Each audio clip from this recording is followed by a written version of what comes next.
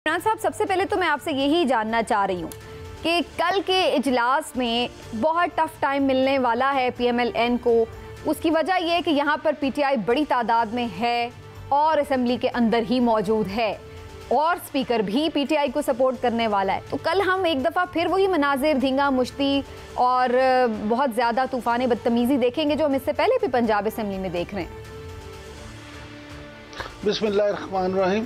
सबीना, देखें आम तौर पे माजी में क्या होता रहा है। आम तौर पे माजी में ये होता रहा है कि जब भी बजट पेश किया जाता है, चाहे वो कौमी असम्बली हो या सूबाई असम्बली, तो हुकूमत बजट पेश करती है, अपोजिशन उस पर शोर मचाती है, अपोजिशन उस पर एतराज़ात करती है, अपोजिशन उसकी कापियाँ फाड़ती है, खूब धींगा मुश्ती की जाती है, लेकिन वो बजट पेश भी हो जाता है और फिर वो बजट पास भी हो जाता है, क्योंकि हुकूमत और अपोजिशन दोनों में कहीं बैकग्राउंड में कहीं ना कहीं पीछे ये बात तय होती है कि क्योंकि अगर बजट पेश हो ना हुआ और बजट पास ना हुआ तो उससे मुल्क को या सूबे को नुकसान पहुंचेगा, इसलिए ये दोनों काम होने चाहिए। इसलिए वो सब अपना शो भी लगाते हैं और हो भी जाता है। लेकिन इस दफ़ा सूरत हाल मुख्तलिफ क्यों है? असल बात ये है, इस दफ़ा सूरत हाल मुख्तलिफ इसलिए है कि साबिक वज़ीर-ए-आज़म इमरान खान साहब के खिलाफ जब तहरीक अदम एतमाद आई तो उसके बाद अब देखें कि जो यहाँ पे PTI हो या इत्तेहादी हुकूमत हो, इनके दरमियान अब ताल्लुक उस तरह से नहीं रहा। दोनों बिल्कुल एक दूसरे के सामने खड़े हैं, दोनों किसी एक दूसरे पे किसी किस्म का कोई एतबार करना नहीं चाहते, ना कर रहे हैं। लिहाजा कल की जो सूरत हाल है वो उस वक्त तक क्लियर नहीं होगी जब तक कि कल बिजनेस कमेटी का इजलास नहीं होता, जो कहा जा रहा है कि कल 12 बजे होगा, जिसमें हुकूमती लोग भी होंगे, अपोजिशन वाले भी होंगे और स्पीकर पंजाब असम्बली ये इजलास करेंगे। अब मामले को समझे, हुकूमत पंजाब जो है वो बड़ी जहानत के साथ अपने पत्ते खेल रही है। वो उन्होंने क्या किया है, उन्होंने परवेज़ लाई साहब को दबाव में लाने के लिए, देखें आज FIA ने मोने सिलाई जो उनके साहबजादे हैं उनके बारे में भी कहा कि जी इंक्वायरी उनकी दोबारा खुलेगी। इस तरह के दूसरे जो मामला होते हैं माजी में भी देखें, इस तरह से लोगों को दबाव में लाने की भी कोशिश की जाती है कि अगर आप ज़्यादा कुछ हमारे खिलाफ बहुत बढ़ के जाएंगे तो फिर हम भी वो वज़ादारी ख़त्म कर देंगे, हम भी फिर किसी चीज़ का लिहाज नहीं करेंगे। अब मामला ये है कि मुझे ये लगता है कि कल बिजनेस कमेटी के उस इजलास में मामला किसी हद तक तय हो जाएंगे और बजट पेश हो जाएगा। अगला सवाल ये है कि बजट पेश तो हो जाएगा, तो क्या पास होगा या नहीं? अगले तो सवाल पे बाद में आते हैं इमरान साहब। बजट पास तो हो ही जाता है, हमेशा हम देखते ही हैं, आप सही कहते हैं, लेकिन अगले सवाल पे मैं बाद में आती हूँ। लेकिन हिलाली साहब का कमेंट पहले लूंगी। हिलाली साहब, एक तो ये भी बड़ी दिलचस्प बात है कि वो वज़ीर ख़जाना जो अभी बना भी नहीं है और अभी जिसका नोटिफिकेशन जारी हुआ है उसके बारे में, अवैस लगहरी साहब के बारे में ये कहा जा रहा है कि वो फ़िलहाल ये बजट पेश करेंगे। तो एक ऐसा बंदा जिसने ना खुद बजट बनाया है, ना उसको कोई मामलात का उस तरह से पता है, वो आके सिर्फ बजट तकरीर कर देगा, तो फिर ये सवाल तो बड़ा सीरियस है कि फिर आखिर ये बजट बनाया किसने है, किसकी गाइडेंस में, किसकी सुपरविजन में ये बजट जो है पंजाब का बनाया गया है, जो कि कल पेश करने के लिए आ रहे हैं आप असेंबली में। तो ये भी अजीब सिस्टम ऐसे लग रहा है कि मजाक ही बन गया है। आपको क्या लग रहा है कल के इजलास के हवाले से? देखिए, ये हम सबको पता है, 2-3 चीज़ें जल्दी से बता दूं। सबको पता है कि अवैस लगारी क्यों कर रहा है, इसलिए कि PPP का और PDM का एग्रीमेंट नहीं हो रहा है। फाइनेंस मिनिस्टर कौन बने? नून चाहती है उनका आदमी हो और PPP चाहता है उनका आदमी हो, पता नहीं 2 नामों पे उनका एग्रीमेंट नहीं हुआ। तो ये अवैस लगारी एक कॉम्प्रोमाइज़ कैंडिडेट है, इसलिए ही had nothing to do with the budget. और ये चलिए, गवर्नमेंट तो एक पार्टी एक है, गवर्नमेंट में है, वो ही इज़ अ मिनिस्टर। हाँ, वो नहीं बनाया, यू एब्सोल्युटली राइट, बड़ा अनयूजुअल है। वो डिफेंड कैसे करेगा, उसकी फेमिलियरिटी क्या होगी बजट कंडीशन से? मगर चलिए, इसको तो जाने दें, ये तो होता है। ये थर्ड वर्ल्ड कंट्रीज़ में इस किस्म की डिसोनेंस होती है, इस किस्म की लड़ाइयाँ होती हैं, उनको परवाह नहीं है। मैं कुछ और कि I am worried about something else. अभी इमरान याकूब ने हमें बताया है कि एक पार्टी जो है PDM, और जो फेडरल लेवल में पीडीएम के जो ज़्यादातर नुमाइंदे थे उनके ख़िलाफ़ केस और बेल और पता नहीं क्या क्या, इधर भी आके लगता है ऐसा है कि ये जो हमारा सिस्टम है it is for criminals, run by criminals for criminals. इसका क्या मतलब है आपको कि मुने सिलाई को एक मनी लॉन्ड्रिंग चार्ज में एफआईए का केस शुरू हो जाएगा?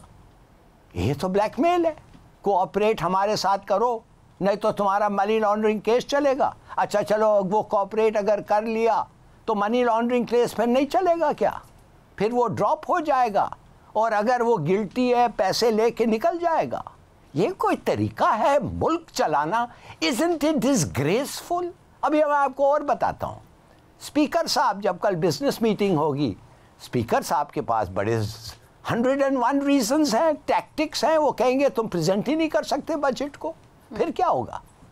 वो डिले कर देगा, कहेगा नहीं मैं नहीं। अच्छा अगर डिले भी हो नहीं तो वो कहेगा हर आइटम पे वोट लो, और वो गिनती में डिले हो जाएंगे। नहीं नहीं नहीं, लेट्स हैव अ रीकाउंट। यार बात सुनो, ये किस किस्म के लोगों में हमारी किस्मत आ गई है। इसलिए मैं कहता हूँ फिनिश दिस लॉट। आपको एक नया इलेक्शंस करें, ठीक ठाक मेजॉरिटी लेके आए कि ये सिस्टम भी चल सके, नहीं तो it's going to be chaotic. और भी दूसरी भी बात, तो आप बात छोड़े, ये डी-सीट हुए हैं कितने देर के लिए, वो सब शायद आप उस पे बाद पे आए। मैं अभी आऊंगी उस पे, लेकिन मैं सिर्फ आपको ये कहना चाहता हूँ कि ये हाँ जी, ये लोग, ये तरीके, ये सिस्टम्स और इनका क्रिमिनल माइंड जो है ये आके ख़त्म कर देता है इसको। ठीक है, लेकिन इमरान साहब, जो स्पीकर साहब के इख्तियारात के हवाले से बात हो रही है, आपको क्या दिखाई दे रहा है? क्या इस सिलसिले में परवेज़ इलाही साहब ताउन नहीं करेंगे पीएमएल-एन के साथ? क्योंकि आपने खुद भी ये बात कही कि वो जाहिर सी बात है, सबको मालूम है कि जो उमूर हुकूमत हैं वो तो चलने होते हैं, रियासत को आगे तो लेके चलना है, लेकिन इस दफ़ा सिचुएशन इतनी टाइट हो चुकी है कि कोई कहीं से भी लचक का मुजाहरा नहीं कर रहा। परवेज़ इलाही साहब ने कल के इजलास के बारे में क्या पेशन गोइयाँ की हैं, क्या उनकी स्ट्रेटजी है, क्या वो सोच रहे हैं? आइए आपको दिखाते हैं और उसके बाद इस पर बात करते हैं। जो सर कल का इजलास होगा या वही होगा जो पहले एक दफ़ा हुआ था? अपने इजलास नहीं होने दिया। सवालिया निशान। बजट इन्होंने क्या पेश करना है जिनके पास मेजॉरिटी नहीं है? भरपूर तरीके से रेजिस्टेंस होगी और इनका जो इन्होंने हशर किया है कौम के साथ, बिजली के हवाले से, पेट्रोल गैस के हवाले से, और ये बढ़ाने जा रहे हैं, इनका सारा इधर पोस्टमार्टम होगा। इनकी अकल मारी गई है और ये पुलिस चला रही है। ये तो हमजा नहीं चला रहा, ये पुलिस चला रही है। स्टेट बन गई है, पुलिस स्टेट बनी हुई है, बिल्कुल शीशा पलाई हुई दीवार की तरह इमरान खान साहब के साथ है। जितने मर्जी केस बना ले, केसों का फर्क नहीं पड़ता। तो ये है जी परवेज़ इलाही साहब की गुफ्तगू। इमरान साहब, परवेज़ इलाही साहब के तो जो इरादे हैं वो खतरनाक लग रहे हैं जी। सबीना देखें, बात बड़ी सीधी सी है। पहली बात ये है कि ये केस मुस्लिम लीग नून नहीं बना रही।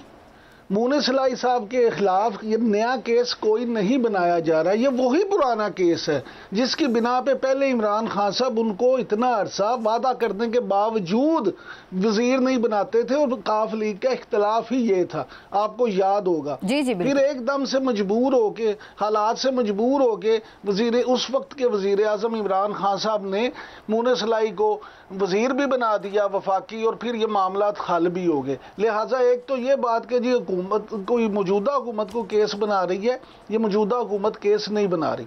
अब आ जाते हैं दूसरे मामले की तरफ। इन्वेस्टिगेशन उन्होंने जस्ट रीस्टार्ट की है एफआईए के अंदर। जी एनएलसी वाला ये केस है जी। अच्छा, अब हाँ जी, अब मामला आ गया कि जी पुलिस चला रही है। तो शायद परवेज़ इलाही साहब ये भूल गए हैं कि राव सरदार साहब आईजी पंजाब जो हैं, ये नून लीग ने नहीं आके लगाए, ये वजीर आजम उस वक्त के जो थे इमरान खान साहब, उन्होंने लगाए थे।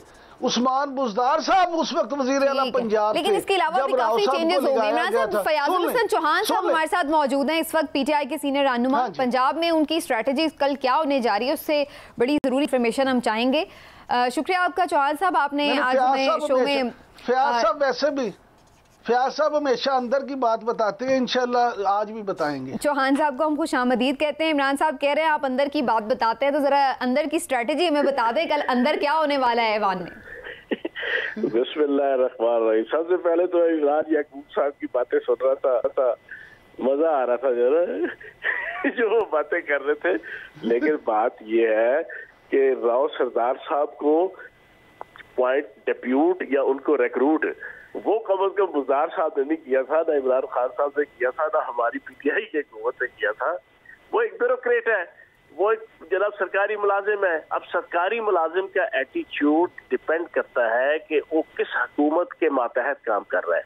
हमारी हुकूमत थी तो जनाब प्राइम मिनिस्टर साहब हुकूमत बनने के छठे दिन जनाब लाहौर आते हैं, सारी ब्यूरोक्रेसी और पुलिस को बैठाते हैं, दूसरी तरफ सारे वजीर और एमपीए बैठाते हैं और इंस्ट्रक्शन देते हैं इंतजामिया को और पुलिस को और ब्यूरोक्रेसी को कि आपने किसी किस्म की कोई सरकारी मुदाखलत जनाब कबूल नहीं करनी। मेरी जिंदगी भी सारी सियासत के अंदर गुजरी है, दूसरी दफा एमपीए बनाओ, हमने कभी ये किसी सरकारी हुकूमत की तरफ से, किसी सियासी जमात की तरफ से, उसके सरबराह की तरफ से, वज़ीर आला या वज़ीर आज़म की तरफ से ऐसी पॉलिसी स्टेटमेंट जिंदगी में 74 सालों में हमने नहीं सुनी कि कोई दे। लेकिन इमरान खान साहब ये दे रहे हैं। अच्छा, उसकी वजह से क्या होता है? उसकी वजह से इंतजामिया और पुलिस, उनका रवैया हमारे 3.5 सालों के अंदर वो एक बड़ा अपने मर्जी का मनमोजी किस्म का होता है।